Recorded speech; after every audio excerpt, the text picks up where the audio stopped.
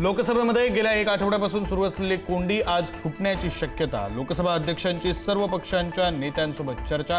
चर्चेनंतर सर्व पक्ष परीक्षा दुरुस्ती विधेयकावर चर्चा करण्यास सहमत।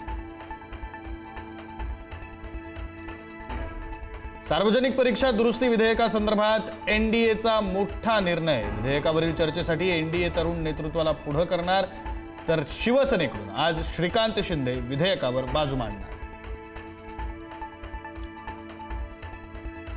राष्ट्रवादीचे खासदार सुनील तटकरेंनी घेतली गृहमंत्री अमित शहांची भेट, तर सुप्रिया सुळेंनीही घेतली अमित शहांची भेट। भेटीचं कारण मात्र अद्याप अस्पष्ट।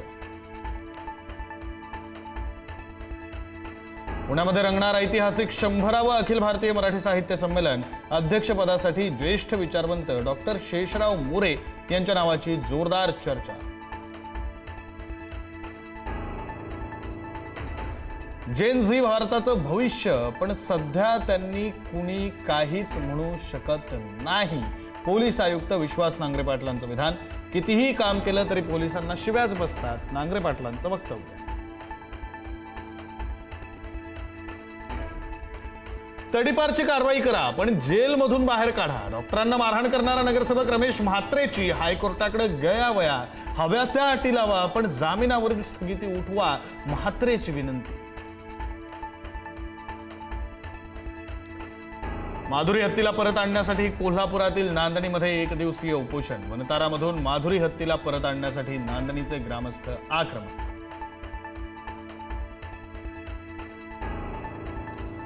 राज्यामध्ये वादळी वाऱ्यांसह विजांच्या कडकडाटाचा इशारा। अनेक जिल्ह्यांना वादळी वाऱ्यांसह विजांच्या कडकडाटाचा येलो अलर्ट। गोंदिया, चंद्रपूर, गडचिरोली जिल्ह्यामध्ये ऑरेंज अलर्ट।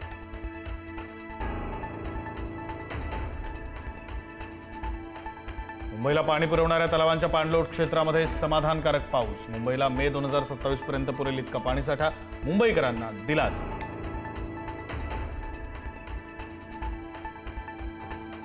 नॅशनल हेराल्डशी संबंधित मनी लॉन्ड्रिंग प्रकरणामध्ये सोनिया गांधी, राहुल गांधींना 3 आठवड्यांची मुदत। ईडीनं दाखल केलेल्या याचिकेवर उत्तर देण्यासाठी दिल्ली हायकोर्टाकडून 3 आठवड्यांची मुदत।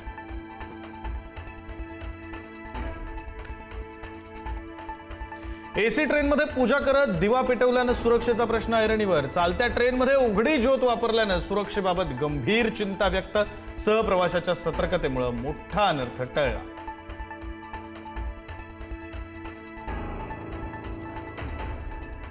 हॉर्मुझच्या सामुद्रधुनीवर अद्याप आमचंच नियंत्रण। अमेरिकेबरोबर पुन्हा चर्चा सुरू करण्याची इच्छा नाही। इराणची भूमिका, अमेरिका हल्ला करत नाही तोपर्यंत आम्हीही हल्ला करणार नाही।